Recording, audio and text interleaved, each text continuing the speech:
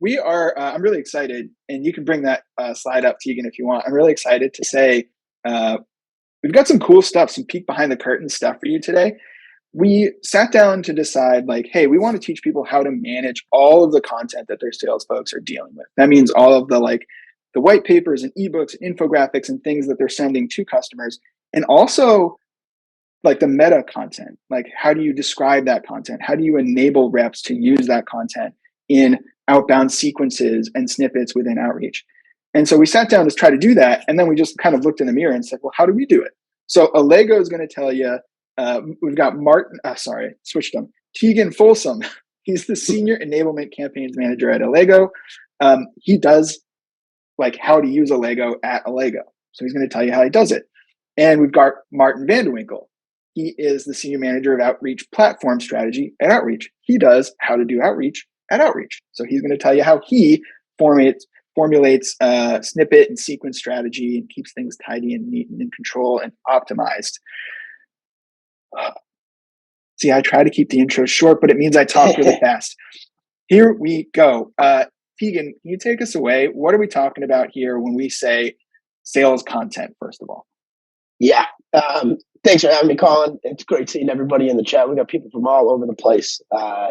People in the EU. I see some South America, a couple of Buffalo, New York's in there. Definitely people from all over. So thanks for coming on. When we're talking about sales content, we're talking about pieces of material that your sales team is using to push deals forward. This is to get people interested. This is to take somebody who's interested and get you into a consideration stage. This is taking ideas that you have and getting them across to your prospect in the best way using the most effective messaging. That can really take an idea that you guys are working on getting them to understand that'll push the deal forward across in the way that you guys know works best. So let's see here. So before we get going, Martin, you want to intro yourself a little bit? Sure. Yeah. My name's Martin. As Colin said, I'm in outreach here, and we figured out like how to best use outreach for our own internal reps. It's part of the fun job at outreach. I've been at outreach for a long time, over 6 years. So I've seen the company grow and change. But I think what's relevant for this webinar is that yes, there's lots of content being created in every company, right? There's lots of different people, lots of different teams creating content. And I think part of my responsibility at Outreach and probably Tegan's responsibility at Allego is trying to figure out how can we make sure that all that good work that all these people are doing, how do we get it into the hands of the reps, and that we make sure that they know which content to use at which time, the right content at the right time at the right place, right? And that's what we are trying to be here as well, and show you a little bit insights on how we do it in Outreach, how we leverage some of our structures, some of our own platform, to make sure our reps know when to use the right content. Awesome. Great. So to kind of kick us off here, the challenge, right? Sales reps have only about 5% of a customer's time during the buying journey.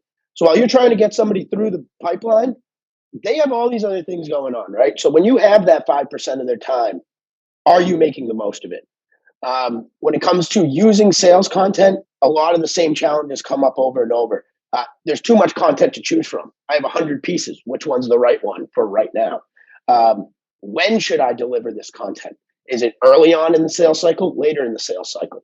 How do I deliver a content piece? So should I position this a certain way? Is there a part of this piece that's more important to this specific deal and their problems? Is this the latest and greatest piece of content?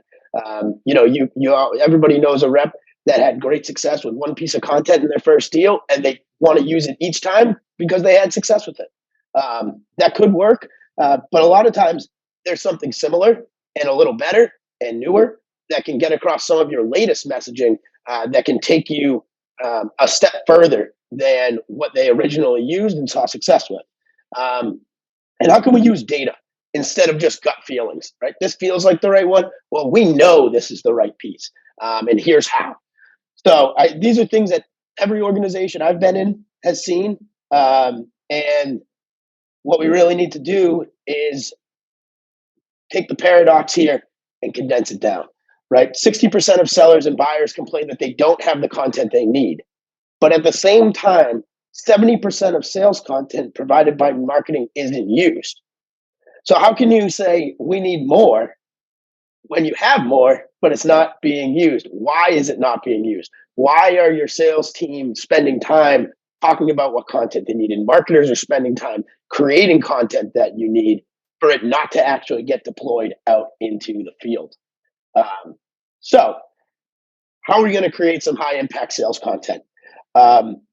We're using the idea of a sales content lifecycle. The lifecycle runs where we're having co-creation, marketing, and sales. We're going to create that piece. We're then going to distribute it out to the team. We're going to distribute it out to our buyers in different ways. Email, that could be sharing through portals or digital sales room. Then we're going to take that content, we're going to activate it internally. And we're going to surround that piece of content with other short form agile content that lets the reps know how to use this and how to get the most out of it when they do deliver it. And then let's track it. Let's track, did people watch it? Did people open it? When this piece of content was delivered, what did it do to the sales process? What's moving deals forward? Where is this most effective? And how do we find ways to elevate that to the rep at the right time? So, quick question to get us off here. Do you have a formal sales content lifecycle plan in place now? So we got a couple options here. So let us know what you guys are doing. Pop it in to the poll here. If you got anything more, you can drop it in the chat. I'll be keeping an eye on that. Would love to hear what you guys have in store. Results are rolling in, and I think you'll be interested, Tegan. We got at least one superstar in here, and I want to hear from that person. These are anonymous, so I don't know who said it, but let me know when you're ready to show the results, and I will. Yeah, let's give it another few seconds here. I'll keep going here into co-creation while we give everybody another minute to answer those, and then we will dive in. So sales content has to have a life cycle, right? And when we are creating, we want sales input early. We want to know what they need. Hey, I'm in a deal and I need to take them from this point to this point. I need to take the gap from where they are to where they're going to be. And I need a way to describe that in a really succinct way. So now you start developing the content, get it out to the reps early, get it out to your content creation committee, then make sure that they're all on the same page. Yes, this is going to meet my needs. Yes, this is telling the story I want to tell. Yes, this is the way that I want this to be described because I know this is what they're looking for. And leverage your subject matter experts. You're going to have people on your product team, your sales team, your marketing team, your service side who's actually implementing these tools. Pretty much anybody in there that has expertise, leverage them, pull that out of them. And don't forget to use your top sales performers, right? These are the people who are on the ground. These are your boots on the ground. They're out there hearing what the market's telling them, and they see the opportunities to take things a step forward. On the back end for co-creation, once we go all the way through the cycle, we get back up. Now we're going to want to refine this, right? We're going to say, does this need a revision? And we can do that in a couple ways. Anecdotal feedback from sales, right? Hey, I've used this a few times. This is what I'm hearing. We could tweak this a little better. This came off a little funny. I got a bunch of questions about this part here. Let's refine that and make it better. You can use quantitative feedback from your content platform. I shared this out. This is how many people viewed it. I shared this 5 times. Only 1 person watched it. I shared this 10 times. All 10 people watched the video or viewed the piece of content and shared it with somebody else. And then qualitative feedback. So we use a lot of conversation intelligence here where we're recording calls where things are getting delivered. And then looking back at them later as a marketer, I want to know when you gave somebody this piece of content, what was their reaction, right? When you presented it to them, I want to see exactly what their line of sight is to this being important to them. So yeah, I think now is a good time to pop some results up on the screen here. All right, check this out. So hopefully y'all can see this. 1 person said they have a formal sales content lifecycle plan in place. Who said that? Who's the rock star? Most of you don't have one yet. Sounds like you want one, or you have a plan, but it could use some improvements. I know you have more to say about this, Tegan. I just want to, I know you're a humble guy, so I'm going to like pump you up a little bit, toot your horn for you. Earlier, we said, what is it? 70% of sales content doesn't get used, 70 or 60? Yeah. Well, so normally, right, 30 or 40% does get used. This is why the plan is so important. Allego actually uses 98% of the sales content that they create because they have a plan. They plan for it. So talk about efficiency, and like the reps must be so happy to be able to use and have choice from all of this stuff. I know it's not because you don't create much content. You guys put out a lot. You just know how to put it to use. Yeah, and it's always, it's not about working hard, right? There's effort there always when you're creating content. It's difficult, right? You really want to get a message, you want to get it across. It's making sure the reps know how to use it, feel comfortable using it. Confidence can go a long way, right? I'm confident. I know that this is the right piece for the job. I think the middle answer here. We have a plan. I wouldn't call it formal, right? I think that's where a lot of people are now, where it's not really formalized. It's not, hey, we do this every month, we do this every quarter, we do this. We retire content on a rolling basis. We are always looking at data to figure out what's still working and what needs to get redone. So I think there's room for this. I bet you a lot of the people that have the plan that's not formal have a lot of pieces of what we're talking about right now.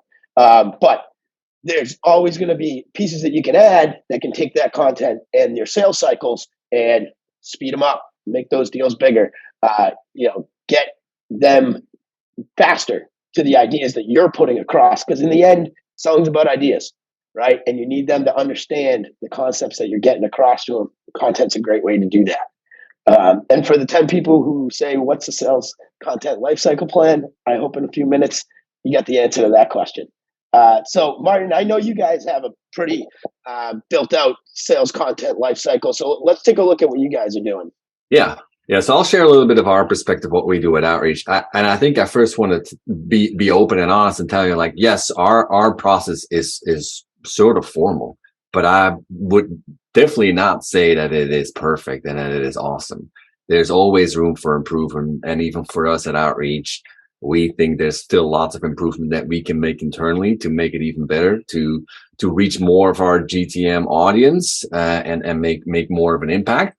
But here's some of the aspects that we think about when we look at content lifecycle management, right? There's a few different components that make up a good content lifecycle. And I think one piece that might be missing is maybe first understanding, well, what content needs to be in place? Like what content do we need? Where do we need it? What are the different aspects, the different motions that we as a company are running and supporting? Which different roles do we have in team? Do we have SDRs? Do we have AEs? What motions do they run inbound versus outbound? And then understanding, okay, what are the different content types that we need to help support reps be more efficient and close more deals? Could be, webinars, ebooks, any type of content. And when you bring it together and you actually go out and you start executing on your prospecting motions, it's often when you will use a sales execution platform, Outreach, could be other tools that you might be using. But that's where you bring those things together. It's you have the phrasing of the templates and the emails, and then you infuse it. You bring in links to the content that's then being hosted on the other platforms like Allego that you will point to specific content like an ebook or a one pager about specific content, right? And so bringing it all together in Outreach, we look at these different components. First of all, we want to understand feedback, right? And it's a circle loop, but I'll start at the top. I'll start at feedback. That's where we start. We want to understand from the reps, like where do you see gaps? Where are their needs? And so we have a formal process where reps can submit feedback on content. And it's not specific to just sequences. We make it broad so that we can collect feedback on template snippets, meeting types that we use internally at Outreach, but also on any content that might be hosted on our platforms that talk about, hey, here we have a case study, but we think it's outdated. Let's go ahead and update something that's on our website, for example. So Make sure that there's a format where reps can provide feedback. Make it centralized so it's easy to track what is being submitted, and what's coming in, so they can go to a central place so that they can review it, prioritize it, and work on it. Next step would be, once you understand what are the content needs, where are the gaps, it's the sourcing. Somebody needs to write the content. Somebody needs to create the content if it's a visual, right? And often that is a shared responsibility. There's not going to be one single person who can do all of that. And so it's figuring out who do we collaborate with within our team, within the company, who can help create the right content for the teams. Often what we see is that you'll have to cooperate with marketing. They will play an important role. If I speak for us internally, we really rely heavily on a few marketing teams. On the one hand, there's a product marketing team that collaborates with our content design team on collateral that creates visuals. And then there's our solutions marketing team. That team is specifically focused on really understanding who are our customers and how do we position our products against our customers. And so they really go into details about how do we talk about our value proposition for our CRO persona or our VP of sales persona. And so those are the folks that we rely on to get the sort of the messaging brief. So they provide us a messaging brief in detail to say, like, hey, here's what they care about. Here's how we should talk about our value propositions. Here's what they care about in our products. We take that and we collaborate with them. We create first drafts. We work through our content committee to get the content out. Deployment, it's a central system that we use. We control from our team. We have central control over all content that goes out within our outreach platform. We control all of it. And then we collaborate with our enablement team. So it really depends on the maturity of your company. Do you have some of these roles in place? Yes or no?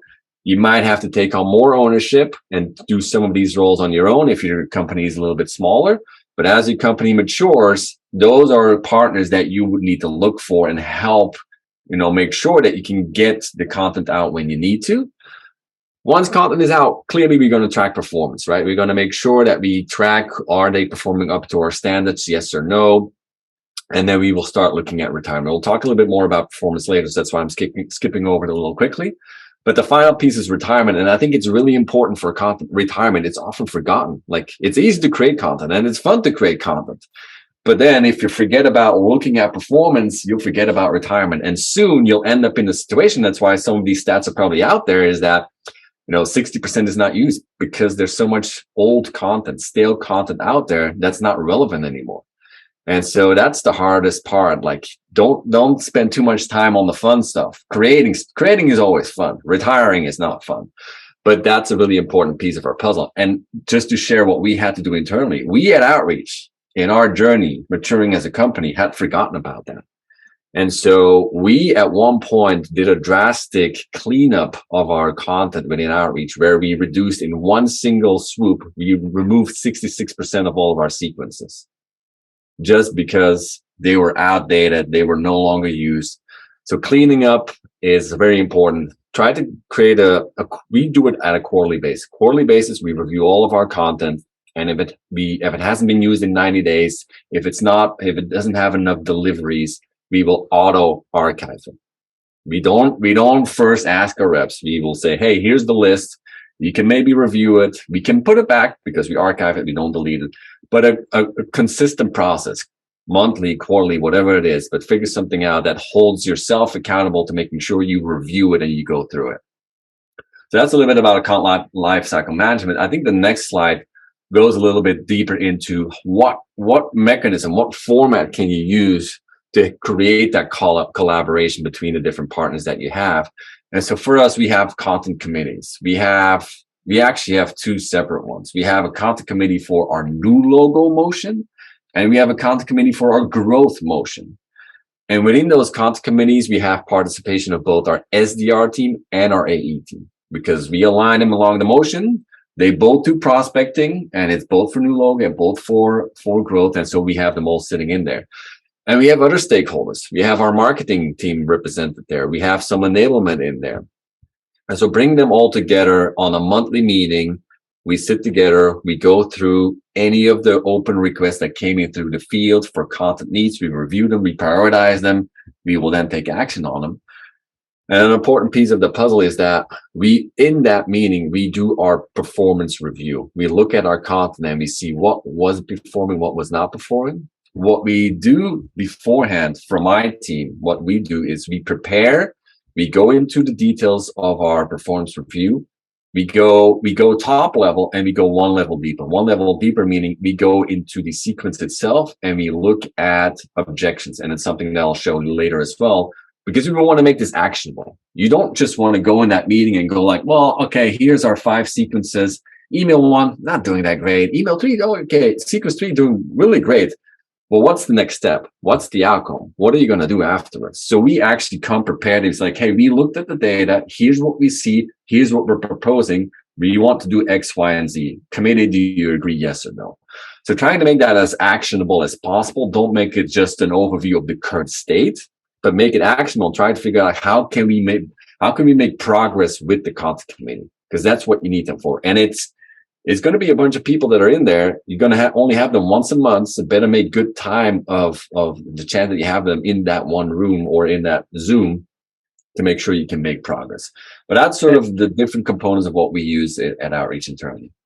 I double check something with you there, Martin, because I know you said the SDRs and AEs are represented, not the whole team, right? You're picking like one person from the right team. Okay. Yes, absolutely not the whole team. And for us, we rely a little bit more on frontline management than on because some of the decisions that we are expecting to make in that content committee are decisions that should be made by frontline management. It might be like, we need a new sequence that supports a different motion. We would not ask a rep to make that decision. We rely on a frontline manager. Where we pull in the reps is more on the asynchronous tasks that we may have.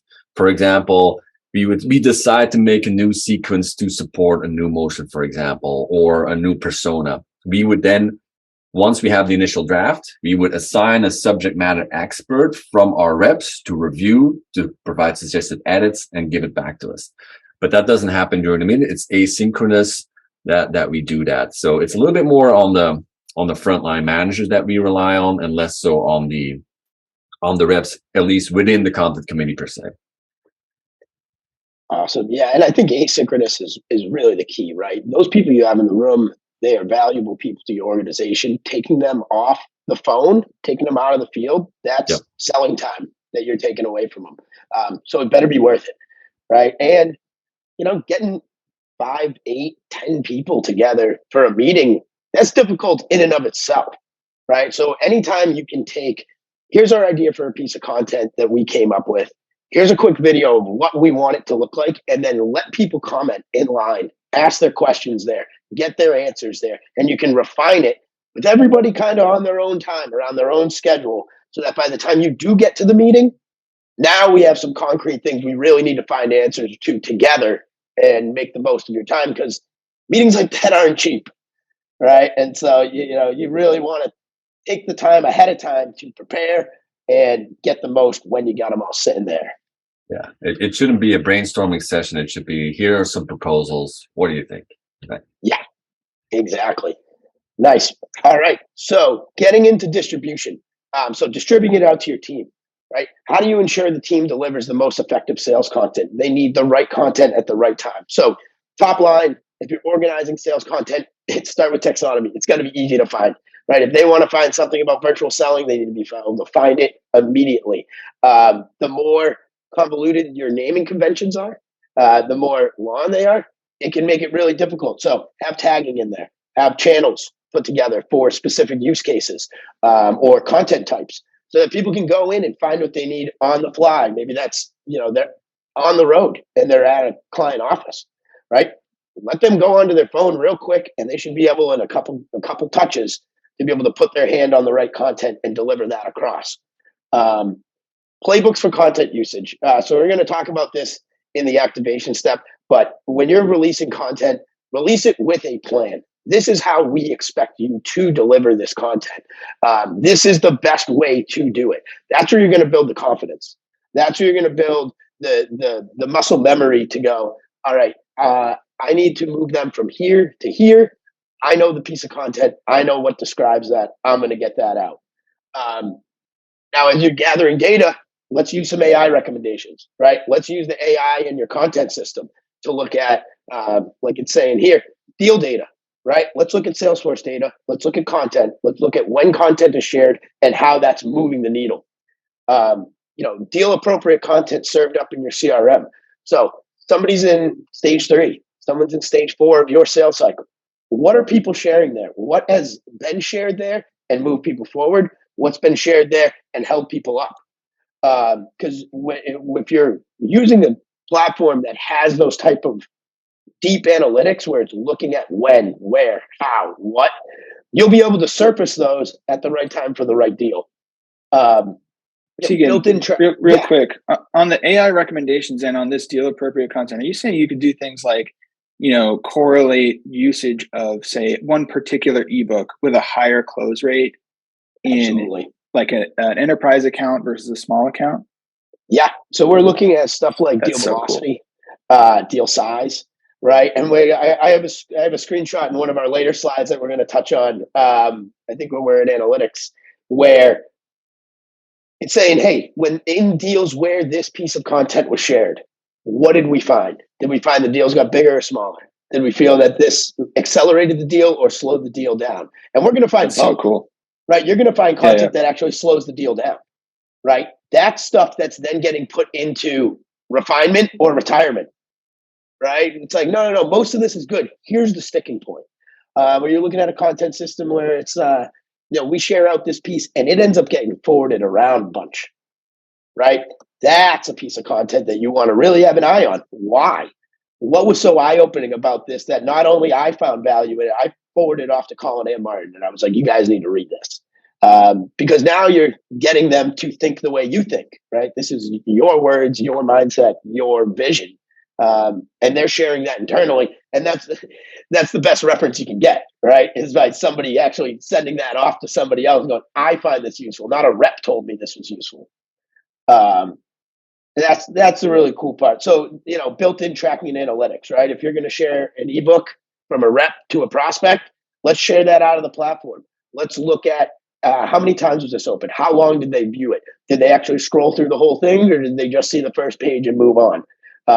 This is where you can see I think it's something that a lot of reps use. I want to know right when they view it. Right? If I send you a piece of content, when you open that piece of content, I want to know right then, because I'll probably call you 10 minutes later, right? I know you're on the mindset of what I'm talking about right now. Instead of waiting, a day, 2, they email you back, they tell you they read it. But why let them switch their mindset and go to a meeting and another meeting and another meeting, and then you have to get them back there? Let's just hit them right here. Give them a ring. Hey, what'd you think? I saw that you were reading that. Try not to be too creepy, but take advantage of what you can. Personalized video to introduce the content. So I'm going to show you an ebook, but I'm also going to record you a 1-minute video that goes along with this in the email that says, hey, we talked about sales content management the other day. I attached an ebook here. The conversation we had, check out this second page. There's a section in there that really nails down a lot of the questions that you were asking. And so you can direct them and you're giving them that personal touch, right? I'm thinking about you. I'm recording you a video. It's really hard to ignore somebody when they're taking the time to record you a video, just for you because they know you're important and you're showing them the attention they deserve. And the last one here, digital sales rooms. We have digital sales rooms as part of the Allego platform. And what that's going to do is allow you to put all that content that's happening in the deal in one repository, right? They don't have to go back through their email and find out when you sent it to them, what you sent to. They have one place to go back, and here's all the books we saw, or here's the e-brief, here's the proposal, here's the slide deck, here's, you can list all these different types of content that we're pushing in there. But now I get to see how many times did Martin go into that digital sales room, right? What content did he view in there? Did he view all the content? Did he only look at one of the pieces? I can brand that with your branding, right? And let you know that I care about this deal. You can take video. How much of the video did they watch? They can ask questions right in there. So it's definitely a powerful tool for not only delivering the content, but getting the information on the back end, like how are we doing? And is this working? And do we need to change? Do we need to pivot? Or is everything fine? Maybe you got a new piece of content and you're just still collecting data and you're like, I think this looks really good, but let's keep using it, right? We're not sure yet. And without the data collection end, you're going to have a really hard time making that decision. Let me tell you, as somebody who is frequently a prospect, I want all of my salespeople to have a deal room for me. I hate searching through my email for stuff that they sent me. Yeah. Tegan, tell me, this might be the wrong time for this question. Tell me if you want to wait and give this one an answer later. But I think it's a great question. Thank you, Della, for this question.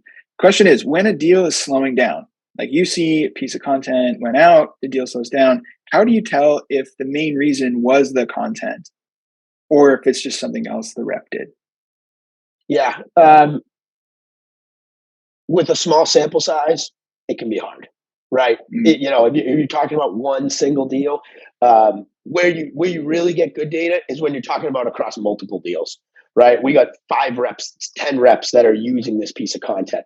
When you aggregate that data together, that's when you're going to get, that is it the content or is it the rep, right? We have multiple reps using the same content. Is it slowing all of their deals down?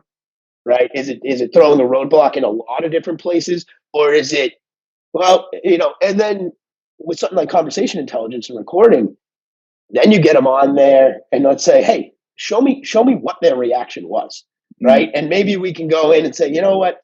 I think it was really the way this was presented, not the content itself. Or you get in there and you think the rep nailed it, but the content brought up questions you didn't want to answer right now. Right. And it kind of muddied the waters and you ended up just in the weeds, right? Of things, maybe you told them too much. You spilled your candy in the lobby and now you got nothing else to kind of talk about. It's a fine line, right? Between sharing too much, not enough. All right. Does this hit the mark? Does this do enough to move it forward? That makes really a lot of sense. But you need more data, right? It's usually small sample size, individual deal. That's really anecdotal type thing. But if you're using multiple reps, multiple deals, multiple pieces of content, you should be able to get a view of what's working and how. Makes a ton of sense. Yeah, thank you. And thanks for the question, Della. Folks, we've got, 33 minutes left. We'll probably give you a couple minutes back before the end of the hour so you can take a bio break or get some water before your next thing. Keep the questions coming in that Q&A button at 23. Thanks, Ran. Math, not my strong suit. That's why I'm in community world. 23 minutes left. Keep the questions coming. Drop them in the Q&A. All right. Martin, I think this is yours, right? Yeah. So this is again sharing a little bit about how we think about how we structure content. It's a little bit focused on the outreach platform, so I'll keep a little bit more high level. But basically, the key thing to remember is that when you start building out content, figuring out a way to structure it so that it's in the end easy to find for the reps. That's what it all comes down to, and it's thinking ahead, right? You may start off, and again, we made the same mistakes, sharing again some of our own story, right? We had a lot of what we use internally in outreach is something called collection. It's a way to group content in different ways.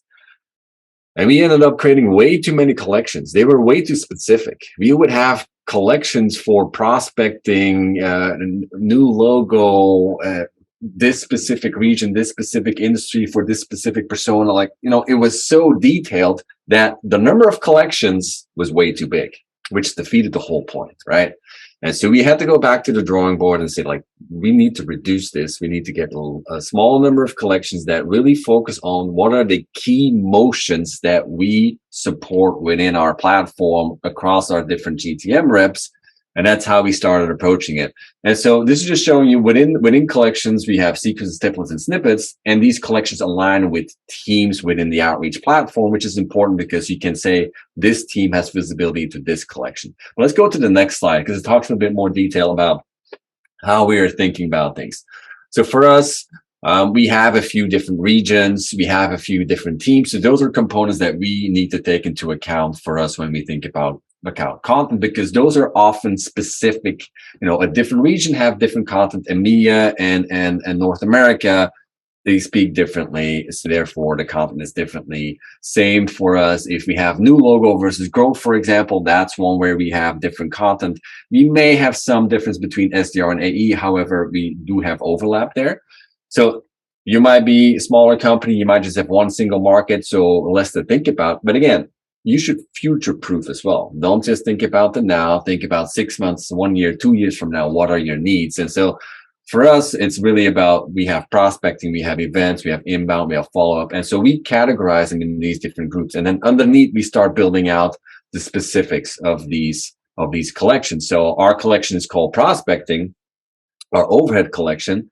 And underneath, we might have one that it's prospecting North America, SDR, new logo, right? And it's making sure that that team knows exactly where to go. They just go to that collection. All of their content for prospecting is in one single place. They shouldn't get confused. They shouldn't accidentally pick the wrong one. It should be easy for them to find. And the one where you need the most specification is the prospecting one. Events, inbounds, all these other ones that are next on the list, they're much more generic. You don't need a specific one for North America, SDR, new logo for each one of these, right? Events is events. For us, events, it's either North America or EMEA. That's pretty much it, right? We don't really make much more distinction than that. Same with inbound, objections, compete. It's pretty much just a region. Outside of that, it's the same for the entire team. It's just the prospecting one where we need that specification, because that's one of the key use cases of outreach, of course, is how do we leverage it for prospecting? If you go to the next slide, it's diving even one level deeper. This is maybe already the next level, right? Maybe you start off with just defining your collections, figuring out the path here. What you're seeing here is what we do internally. We have a very consistent naming convention, from the sequence to the templates to the snippets. The advantage here is that we use this to do more advanced analytics on this. There are all of the data that happens in outreach, of all the activity, is being pushed to Salesforce. And what we see is that often sales manager, frontline manager, they go like, hey, I want to see X, Y, Z for my team. And so we figured out a way that by being very consistent in our naming conventions, we can actually show to our frontline managers for their team, like, hey, your team in last month, here's how much time they spent on different activities. Because everything that is pro $ is prospecting activity. Everything that is EVT $, which is short for event, is event activity. So we kind of show them like, hey, your rep was spending 60% prospecting, 30% on events, and 10% on inbound, for example, right?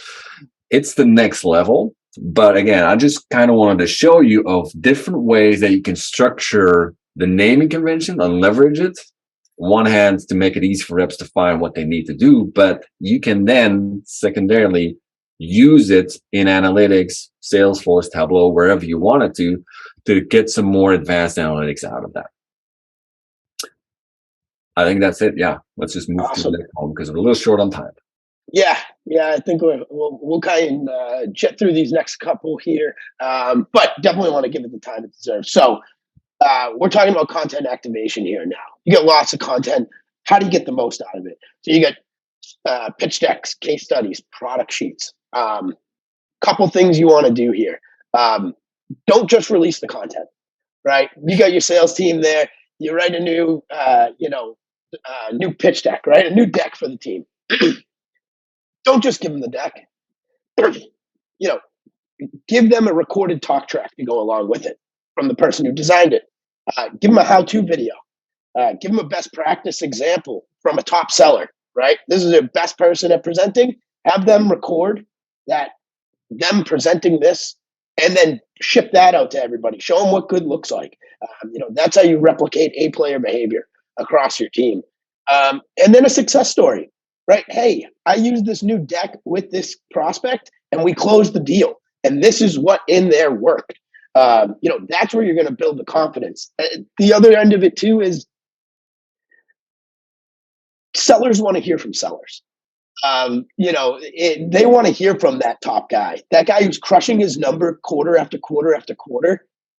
When she presents this to them, they're listening, right? They'll get that, say, the product marketer, the campaign marketer, solution marketer. They're important. But there's something about a really successful seller at your company that will catch the rest of the team's eye in a different way, and can really have an impact and really kickstart that piece of content right from the beginning. So, we talk about agile content here at Lego a lot.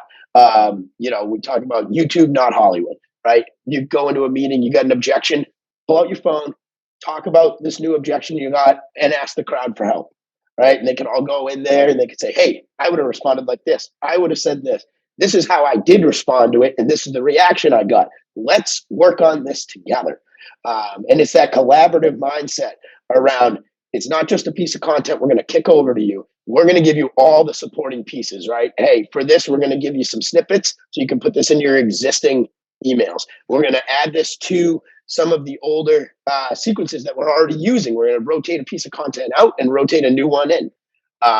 So it just know that the more attention you put into showing the value of that piece of content from the beginning, the more value you're going to get out of it on the back end, because people are going to use it and they're going to use it well.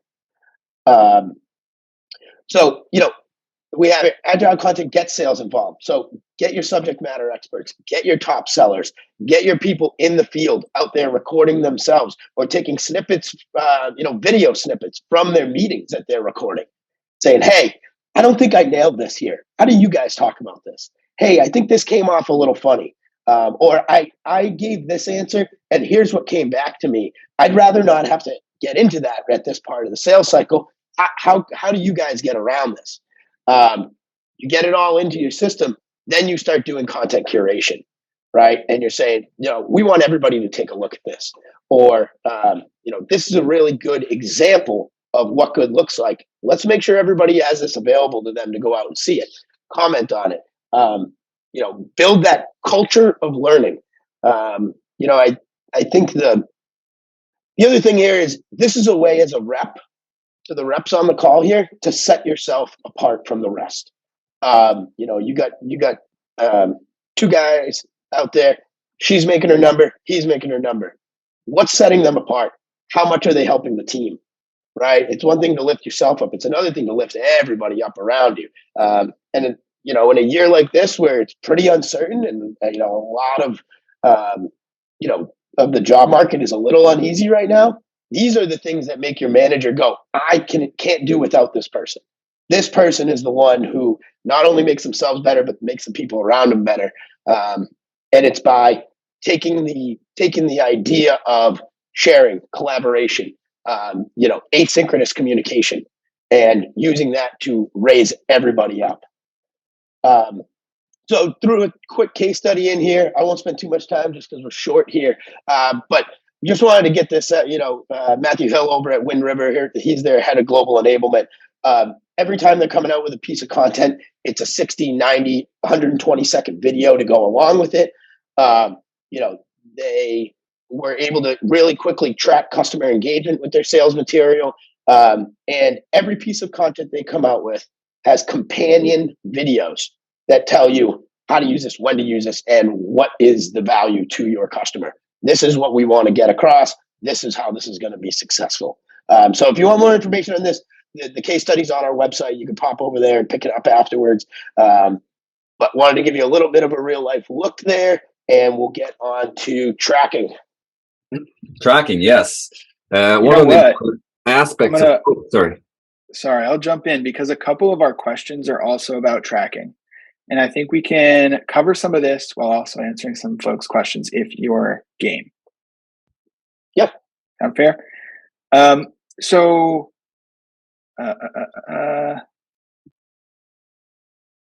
lied. These aren't about tracking, but we should answer their questions. I want to make sure we have time for that. Yeah, we'll definitely leave some time. Okay. All right. Let's do tracking and analytics in like 4 minutes. If that's cool. Yep. Thanks, guys. Appreciate it. So tracking analytics. So my part that I'm covering is specific. How do we track performance of our sequences internally? And again, remember I talked about before how important it is to create collections in the right way.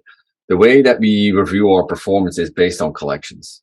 because our thought process is that anything that sits under one collection should be held accountable to the same standard and same metrics. So that's how we make this scalable. You're not going to be able to do this one by one, sequence by sequence. You can do this at the collection level. So we would go into one of our collections. We use our sequence performance dashboard. We look at, how we trending over time. Are we seeing it's going up? Yes or no? And then it's basically looking at some of the metrics that are hard. We have meetings, we have email sentiments. If you go to the next page, when I talked about the content committee and saying, how do we make it actionable? This is what we do. So we go into our sequences, we look at the performance, we look at what's the reply rate, what's the number of meetings booked, what is the positive sentiment, what are the objections, and specifically the objections. That's where we go and we look into how do we improve our sequences? How do we have actionable insights? We go into the content committee and say like, hey, for this sequence, we want to focus on X, Y, and Z. Bad timing is a good example. How do we create more urgency? And so there's two ways that we do this. On the one hand, we will try to modify the sequence itself. But the secondary is we create objection templates that specifically address these objections so that if a rep does get a reply specific to that, they now have an easy way to respond back to it. While in the past, they may not know exactly how to respond. And so you may, if you're using outreach, great, you can leverage this. You may not have been aware of this. This is a great way to understand, well, what are reps facing? What are they running into? What objections are they seeing? And this would be an easy way to quickly identify the most common ones, prepare them, and make sure they know how to answer them. But this is how we make our content committee actionable, make sure we have next steps, and we can go in and say like, hey, here's what we want to do. What do you think? Yes or no? And that's how we move forward. So, awesome. Yeah, I love this feature, Martin. I use it all the time. I'm the guy actually like clicking into these and reading the responses. Yeah. Like I want to know what they had to say. And sometimes, the rep has a killer reply, and I'm just screenshotting that, putting it into Slack, and going, guys, check this one out, because this is how we should, use this across the board. Excellent. So, as far as sales content analytics, we're looking at things like what is sales using, what content is correlated with positive outcomes. On the right here, we're looking at metrics like lift, right? Closed won rate, deal velocity, deal size, opportunity for lift from a piece of content. And it's going to show you both sides, right? Is this helping? Is it hurting? We're going to see stuff in here where we don't even have enough data yet. We need to keep using this, stay the course. There was an idea behind this. We're going to make sure we give it enough time to work, but we're looking at, is this the right piece? Is this pushing things forward? Are we getting better? We're also using this. What do we want to promote, right? Hey, we have this piece of content. Not as many people are using it. Here's, let's put a focus on this. Let's put a spotlight on it for a specific situation. And then this is the end of the circle. This is the end of the life cycle where now we're looking at this and saying, what's our next round of co-creation and revision? Do we want to revise a piece, change part of it? Do we want to completely rewrite a piece that, hits the same purpose, gets the same kind of idea across? And that's what's really informing that next step in the cycle. And then we're going to make our way back around again. But it's this continuous sharing, tracking, create, share, track, create. So, just one other, idea on sharing things out. Like this is a look at a digital sales room here. You use pre-recorded video to, add depth before and after an engagement. Right before a meeting, I'm sending you a video. I'm sending you a video that's saying, hey, here's what we're going to discuss in the meeting. Here's our agenda. Let me know if you have anything, right? It's going to be personalized. It's going to be more impactful than an email. And it's going to save you time when you have these people face to face because it is so scarce, your time actually selling to them. Position content with personalized video. This is my favorite one here, just because it's such a difference between just sending a prospect an ebook and sending a prospect an ebook with a video explaining why they should care and what they should care about, right? It's like, it's two different worlds. You'll send that ebook, they're not opening it, they're not clicking it. You send that ebook right below a video of you telling them why your conversation led you to decide this piece of content was perfect for them. They're opening it and reading it. It really does make a huge difference, especially just seeing your smiling face in the thumbnail. It shows them that you took the time to give them the attention they deserve, and then gauge buyer interest. Right? Let's look at the digital sales rooms analytics. Let's track the activity on the videos. How much of the video did they watch? Where did they pause? Did they rewind it? Did they watch that part twice? We know that's important to them then. So let's use what we can to then decide, do we need to send them more collateral? What part of this interested them? How can I use this to drive the deal forward? This is actually a great opportunity for me to jump in with a question from Amy. Thanks for the question, Amy. Yeah. On this note, Tegan, and sharing the content, how prescriptive do you get? Like, do reps want to be told exactly what to say, or are they just looking for an example, or what's the variety there? Both. I think the idea is to give them a starting point, right? Give them a confident starting point. Hey, this is where here's 3 pieces of content that could work for this part of the deal, right? If it was something a robot could do, we wouldn't have all these badass sellers. That's what they're good at, is the timing, the positioning, the messaging that goes along with it, that pushes deals forward. So while we definitely want to support them and have a ton of information there, in the end, it's up to them, to go in, grab that. We want to make it as easy as possible when they're looking for content. But at the same time, they need to be them, right? You need to be authentic and real, and people buy from people. I say this 20 times a week to reps. People buy from people. They don't buy from machines, especially when you're talking about, business to business deals. People are buying from people, and they want to know you understand them. So understanding them isn't, oh, the system says this is the perfect piece of content right now. It's, they told me this. Here's 3 different pieces of content. That's the right one based on the conversations I'm having with them and where I want them to get to, as far as ideas, mindset, and pipeline. That is money advice. Amy says thanks. You're welcome, Amy. It's good to see you here. Absolutely. Last question I have is actually for you, Martin, and then we're gonna wrap. Awesome. Definitely check out this resource that Allego's offering all of y'all. You can use the QR code there on your screen, or we'll also send it over and follow up. I think, Tegan, we can work that out. Yeah, I can get it to you. There was Forrester just came out with their sales content solutions wave, and named Allego as a leader, which is huge for us. But so we went ahead and licensed it and used that QR code, or allego.com/SCM wave, and you don't have to fill out another form. That's free to you guys. Go in there and grab it and check it out if you're looking at what they're thinking about sales content solutions going forward. What a guy. Thanks, Tegan. Anytime. All right, like I said, last question's for you, Martin. This one's from Shane. Thanks for the question, Shane. He says, we're ramping up our outbound motion for building this type of content. He's talking about how you were building collections and segmenting. Would you recommend starting with your ICP or just keeping content generic to try to cover multiple industries? In other words, starting out, cast a wide net, or just go after the niche?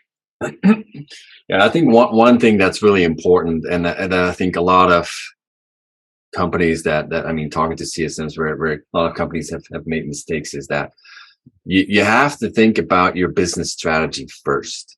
What is your business strategy? What is your overall GTM strategy? And then figure out how does our content align with it? Don't do the reverse, right? It's might be an easy solution to say, hey, we're going to make it more generic, but you really have to first and foremost think about what does your GTM strategy look like? How do you want to approach it? And then optimize the content to align with it. My hunch would tell me that you want to optimize for your personas. Don't make it too generic, especially in the current market conditions. You need to make sure that your content aligns with your persona as best as possible to make sure you land that message, you get those responses, and you book your meetings. So I think it's worth the investment but it's probably good to connect with some of your partners in marketing and sales and figure out what is the overall GTM strategy that we want to run for this current year, and then make sure you plan your content and align it with it. Yeah. This is awesome. This is great stuff. Martin and Tegan, thank you so much for joining us today and giving some of your wisdom and experience to the Sales Hacker community. Folks, let them know you appreciate them. You can find these two guys on LinkedIn if you have more questions for them. You can find me on LinkedIn. I'll try to answer your questions too. We will send a recording and a deck and some resources for you and follow up, and tell your friends about it. Remember to check out our Ask Me Anything session next week with Manny Medina, the CEO of Outreach too. You can connect with me on LinkedIn, and I'll show you where to sign up for that or submit a question for Manny. All right. Have a great rest of your week. Congrats on closing out last calendar year. Thanks for being here and kicking off this year strong, everybody. It's great to see you all. Take care. We'll see you soon.